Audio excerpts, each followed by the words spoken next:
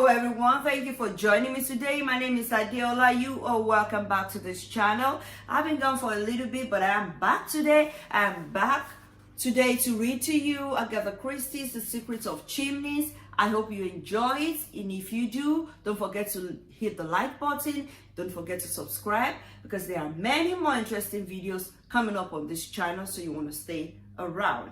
Thank you for watching my last video about my new release, Good Pedigree. Thank you for joining the show. I appreciate your comments. I appreciate you commenting. I appreciate you buying the book. And of course, I appreciate all of your reviews. Thank you so much. I have a video coming up for you where I'm going to share some of the reviews I've received over this book with you. And I have other videos like something celebrating the month of the young child, which is the month of April. I have all those videos coming out to you. So today I want to begin reading from chapter 2 of Agatha Christie's The Secret of Chimneys. Come along with me. Chapter 2, A Lady in Distress. So that's that, said Anthony, finishing off his glass and replacing it on the table. What boat were you on? Granite Castle. Passage booked in your name, I suppose. So I better travel as James McGrath. We've outgrown the pastor's business, haven't we? No odds either way. You and I are totally alike. But we'd probably have the same description on one of those blinking things. Height 6 feet. Hair brown, eyes blue, nose ordinary, chin ordinary. Not so much of this ordinary stunt. Let me tell you that Castle selected me out of several applicants solely on account of my pleasing appearance and nice manners.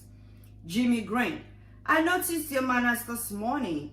The devil you did. Anthony rose and paced up and down the room. His brow was slightly wrinkled, and it was some minutes before he spoke. Jimmy, he said at last, Steeplechase died in Paris.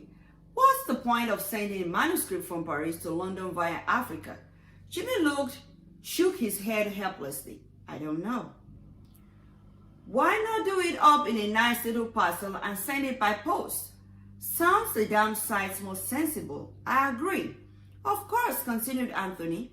I know that kings and queens and government officials are prevented by etiquette from doing anything in a simple, straightforward fashion. Hence, king's messengers and all that. In medieval days, you gave a fellow a signet ring as a sort of open sesame. The king's ring, past my lord. And usually it was the other fellow who had stolen it. I always wonder why some bright lad never hit on the expedient of copying the ring, making a dozen or so, and selling them at 100 ducats apiece. They seem to have had no initiative in the Middle Ages. Jimmy yawned. My remarks on the Middle Ages don't seem to amuse you. Let us get back to Count Steeplechase. From France to England via Africa seems a bit thick, even for a diplomatic personage. If he merely wanted to ensure that you should get £1,000, he could have left it you in his will. Thank God neither you nor I are too proud to accept a legacy. Steeplechase must have been balmy. You think so, wouldn't you? Anthony frowned and continued his pacing. Have you read the thing at all? He asked suddenly. Read what? The manuscript. Good Lord, no. What do you think I want to read a thing of that kind for? Anthony smiled. I just wondered that sort of thing. People who have been close as an oyster all their lives seem positively to relish causing trouble when they themselves shall be comfortably dead. It gives them a kind of malicious glee. Jimmy, what sort of a man was Count Steeplechase? You met him and talked to him, and you're a pretty good judge of raw human nature. Could you imagine him being a vindictive old devil? Jimmy shook his head. It's difficult to tell. You see? That first night it was distinctly canned, and the next day he was just a high-toned old boy with the most beautiful manners, overwhelming me with compliments till I didn't know where to look. And he didn't say anything interesting when he was drunk. Jimmy cast his mind back, wrinkling his brows as he did so. He said he knew where the coinor was. He volunteered doubtfully. Oh, well, said Anthony, we all know that. They keep it in the tower, don't they? Behind thick plate glass and iron bars with a lot of gentlemen in fancy dress standing round to see you don't pinch anything. That's right, agreed Jimmy. Did TITBITS say anything else of the same kind?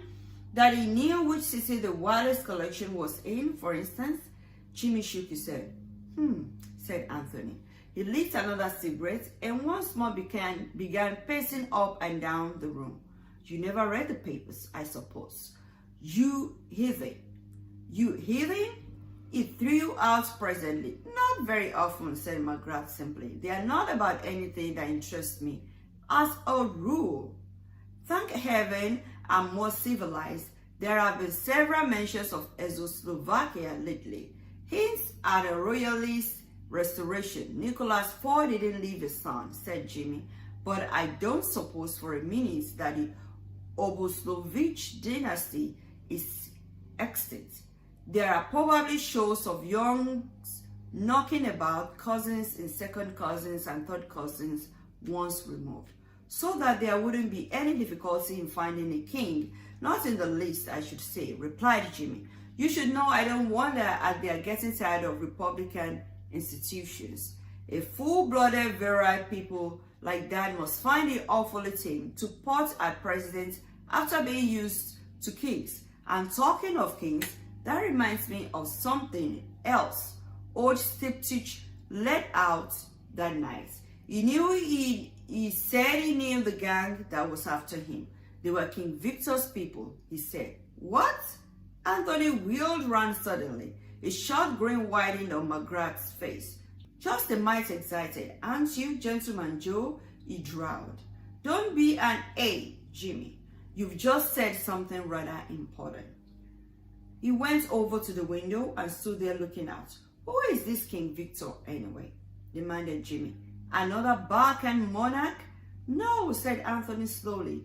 He isn't that kind of a king. What is he then? There was a pause and then Anthony spoke. He's a crook, Jimmy. The most notorious jewel thief in the world. A fantastic daring fellow. Not to be daunted by anything, King Victor was the nickname he was known by in Paris. Paris was the headquarters of his gang. They caught him there and put him away for 7 years on a minor charge. They couldn't prove the more important things against him. He'll be out soon, or he may be out already. Do you think Count TITBITS had anything to do with putting him away? Was that why the gang went for him? Out of revenge? I don't know, said Anthony. It doesn't seem likely on the face of it. King Victor never stole the crown jewels of Czechoslovakia, as far as I've heard, but the whole thing seems rather suggestive, doesn't it? The death of TITBITS, the memoirs, and the rumors in the papers, all vague but interesting. And there's a further rumor to the effect that they found oil in Czechoslovakia. I have a feeling in my bones, James, that people are getting ready to be interested in that unimportant little country. What sort of people? Barbaric people? Yellow-faced financiers in the city offices? What are you driving at with all this? Trying to make an easy job difficult, that's all. You can't pretend there's going to be any difficulty in handling over a simple manuscript at a publisher's office. No, said Anthony regretfully. I don't suppose there will be anything difficult about that. But shall I tell you, James, where I propose to go with my 250 pounds? South America? No, my lad, Czechoslovakia. I shall stand in with the Republic, I think. Very probably I shall end up as president. Why not announce yourself as the principal Oblovich and be a king whilst you're about it? No, Jimmy. Kings are for life. Presidents only take on the job for 4 years or so. It would quite amuse me to govern a kingdom like Czechoslovakia for 4 years. That the average of kings is even less, I should say, interpolated Jimmy. Probably be a serious temptation to me to embezzle your share of £1,000. You wouldn't want it, you know. When you get back weighed down with nuggets, I'll invest it for you in Czechoslovakian oil shares. You know, James, the more I think of it, the more pleased I am with this idea of yours. I should never have thought of Czechoslovakia if you had mentioned it. I should spend one day in London, collecting the booty, and then away by the Balkan Express. You won't get off quite as fast as that. I didn't mention it before, but I've got another little commission for you. Anthony sank into a chair and eyed him severely. I knew all along that you were keeping something dark. This is where the catch comes in. Not a bit. It's just something that's got to be done to help a lady. Once and for all, James, I refuse to be mixed up in your beastly love affairs. It's not a love affair. I've never seen a woman. I'll tell you the whole story.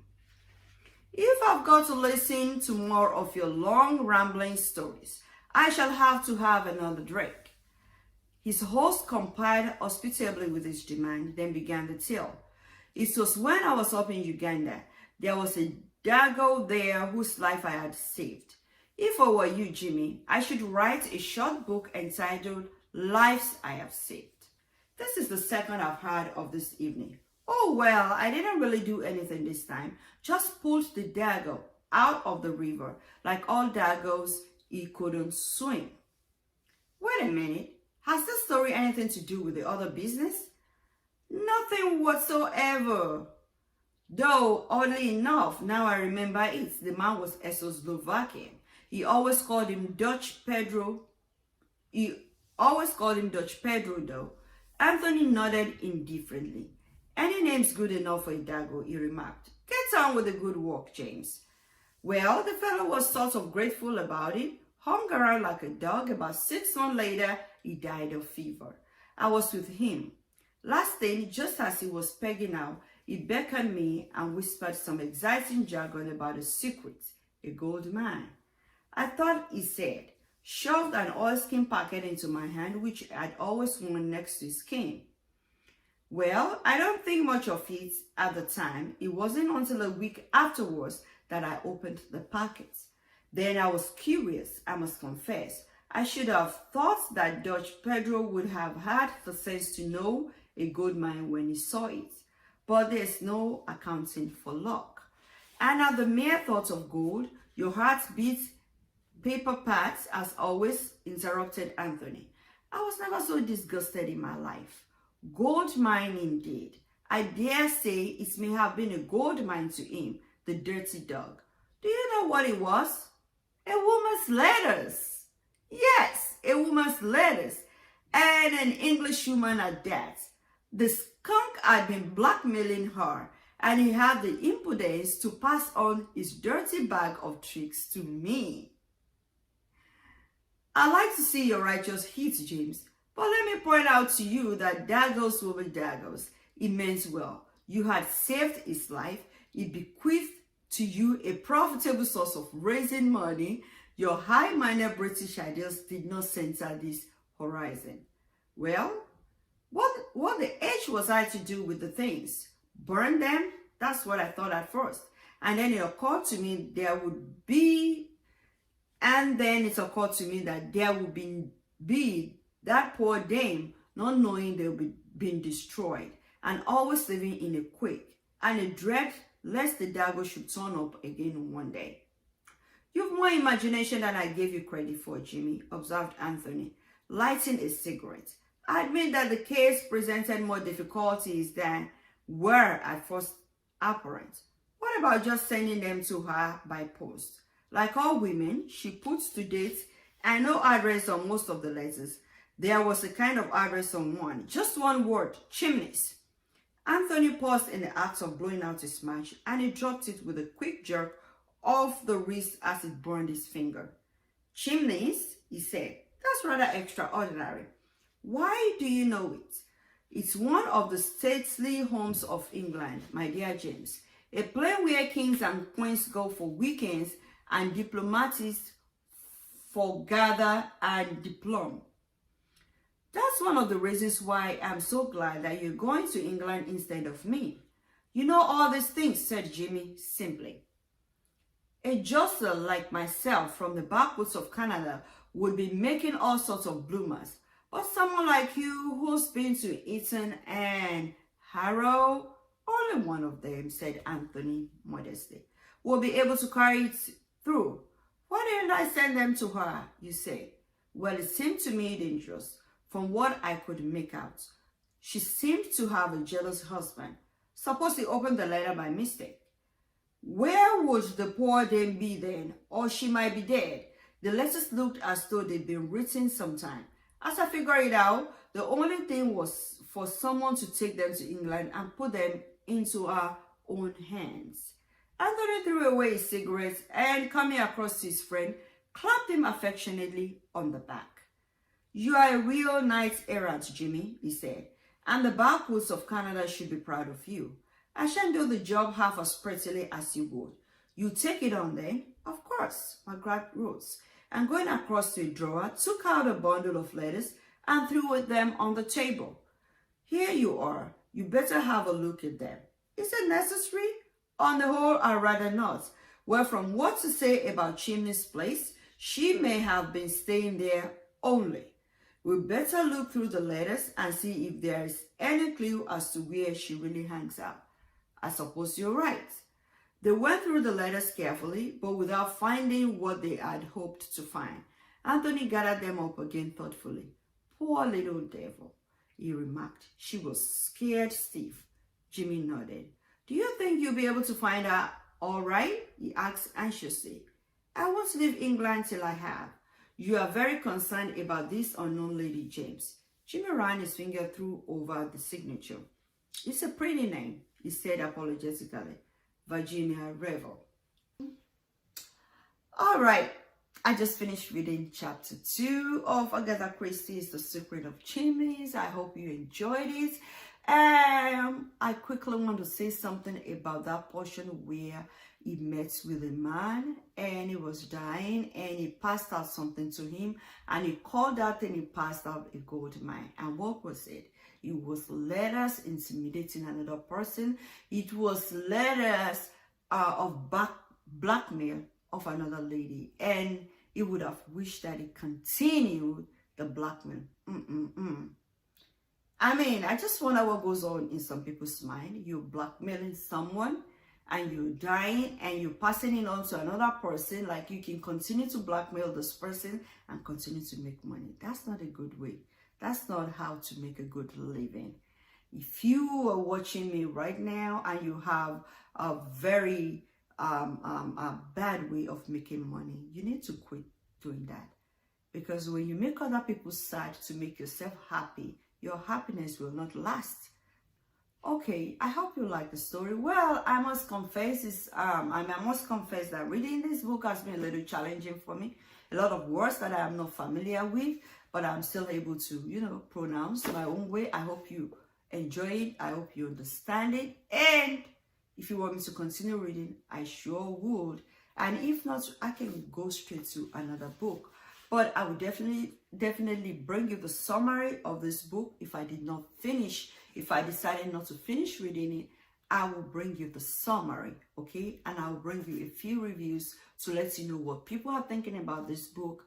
And if it is a book you wish to buy, I have linked the description below where you can purchase the book. Also, don't forget that this is an ancient book, okay? So definitely there will be words that you're not familiar with, and there will be old English in it. And until next time when I come your way again, have a lovely time. Bye.